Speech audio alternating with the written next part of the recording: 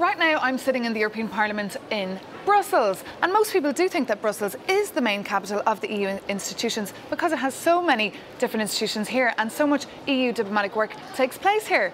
But in fact, once a month, this whole institution that you can see right here behind me, all the MEPs, all the journalists, all the assistants and all the documents pack their bags and travel 450 kilometres southeast of Brussels to a town called Strasbourg in France. Some people think that this is ludicrous and they're calling it a travelling circus.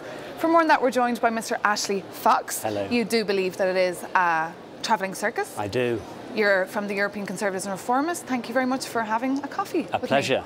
A pleasure. Cheers. Enjoy. So now, tell me about this whole saga and explain to viewers, because some people, I mean, a lot of informed people about Brussels, insiders, they know well that you guys go and it's been happening for years. But for outsiders, explain a little. Well, the European treaties say that we must hold 12 sessions a year in Strasbourg. So those of us that want to have one seat in Brussels know that it's the Council of Ministers that have to make that change.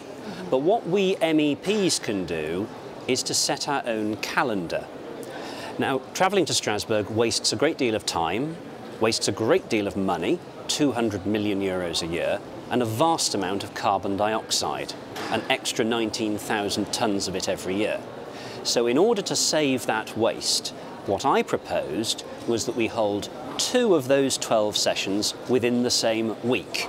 In other words, in 1 week, we'll meet on Monday, Tuesday, we have a committee day on Wednesday, and another session Thursday, Friday, which means the travelling circus only has to go to Strasbourg 11 times a year, not 12. So it's a step.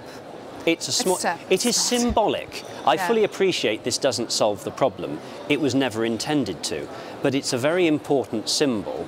And in fact, the furious response of the French government and the German, shows that in fact they realise it's a symbol. They have lost a key vote by over 100, and they know that MEPs want one seat and they want it in Brussels.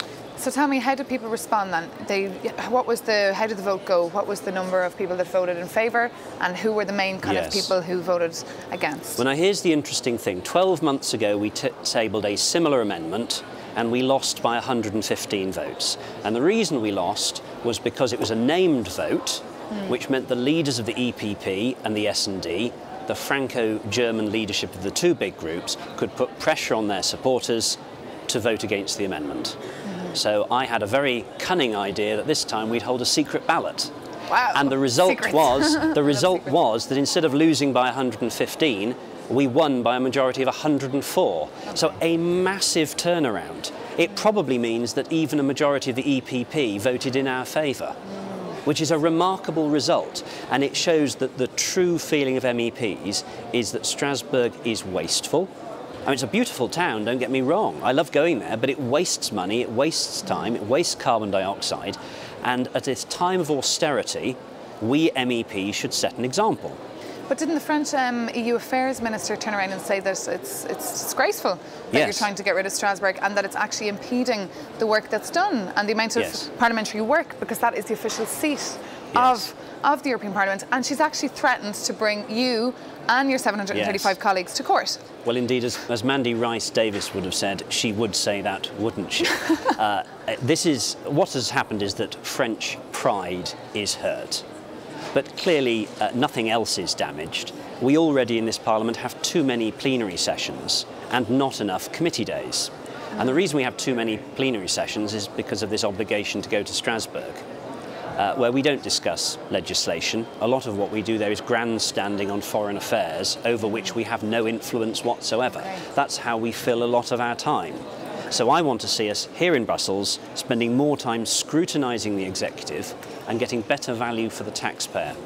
And the biggest blunder was highlighted there when the volcanic ash exploded. Do you remember? And I think half of the MEPs went to Brussels, or went to Strasbourg, and the trucks were actually en route, but then the whole thing was cancelled. That's so that kind of highlights an example where it doesn't really impede your work, it actually makes it harder. You see, the trouble is, virtually nobody flies to Strasbourg.